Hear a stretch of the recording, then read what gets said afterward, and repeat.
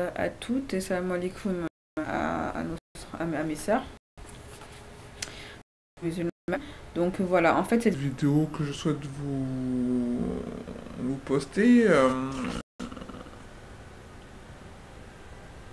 un sujet qui est très intéressant, en fait, qui prouve que, comme je l'avais écrit tout à l'heure, que, en fait, le créateur de Coca-Cola, Pemberton, en fait, c'est qu'un homme qui a commis, en fait, un plagiat, c'est un imitateur, qui a aucune imagination, qui a trouvé rien de mieux à faire qu'à copier la formule, déjà diabolique à la base, d'un Corse, d'un franco-corse en fait, on va dire, hein, parce que les Corses ne se considèrent pas vraiment comme français, appelé Ange Mariani, pardon. Donc je vais vous lire l'extrait du livre qui prouve que en fait Coca n'est pas du tout une formule inédite, mais en fait une misérable copie, une pâle copie, et c'est à peine si l'auteur s'en cache quoi. Alors, né en 1838 à Pero Casevecchi, excusez-moi c'est corse, hein, Ange Mariani rejoignit Paris en 1863. Ce Corse, poursuivant une tradition familiale, était apothicaire. Comme aux États-Unis, la médecine européenne vivait comme aux États-Unis, la médecine européenne vivait une intense révolution et l'industrie pharmaceutique découvrait les vertus de l'aromathérapie et de la médecine par les plantes.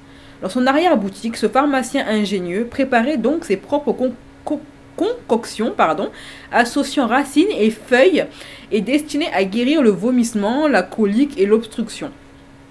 Il avait parmi ses connaissances un médecin appelé Charles Fauvel, lequel, futur associé de Mariani, venait de lire les écrits de Paolo Mantegazza, un praticien milanais qui, de retour d'un voyage au Pérou, avait expérimenté le pouvoir de la coca et était persuadé que les feuilles mâchées par les Indiens pour lutter contre la fatigue et les effets de l'altitude possédaient un avenir en médecine. La même année, à l'université de Göttingen, en Allemagne, Albert Niemann était de son côté parvenu à isoler et purifier de la cocaïne, confirmant l'intuition de Mantegazza quant à la future utilisation de ce produit. La cocaïne fut utilisée comme anesthésique dentaire puis en chirurgie ophtalmologique. La conjonction des deux événements n'échappa pas à Mariani qui, anticipant sur la mode, décida de commercialiser un produit à base de feuilles de coca, un mélange de vin de Bordeaux et de feuilles péruviennes.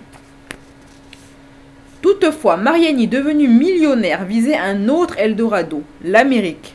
Pour mettre un pied au Nouveau Monde, il abordait le continent par Montréal où, profitant d'une présence corse réelle, il ouvrit des bureaux et organisa les importations.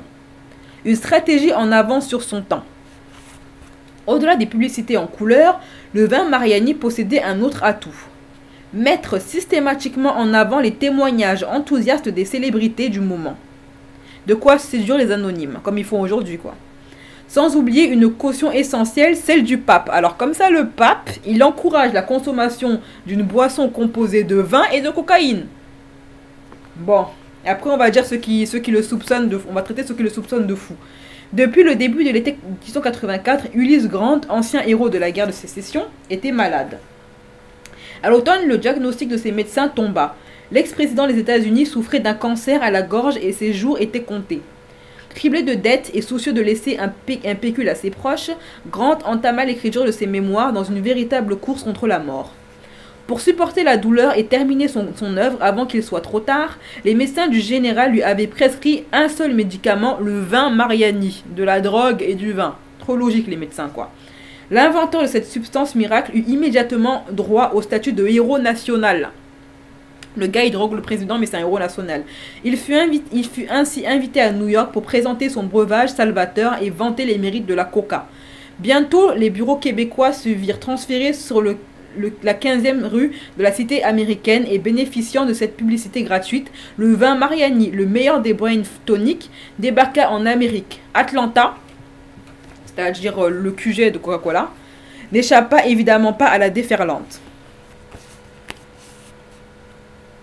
Ça, c'était la partie numéro 1 pour prouver en fait qu'un homme avait déjà, comment dire ça, élaboré une formule donc, de boisson à base de cocaïne en fait. Et que Coca-Cola n'est pas, ils sont pas les premiers à avoir fait ça.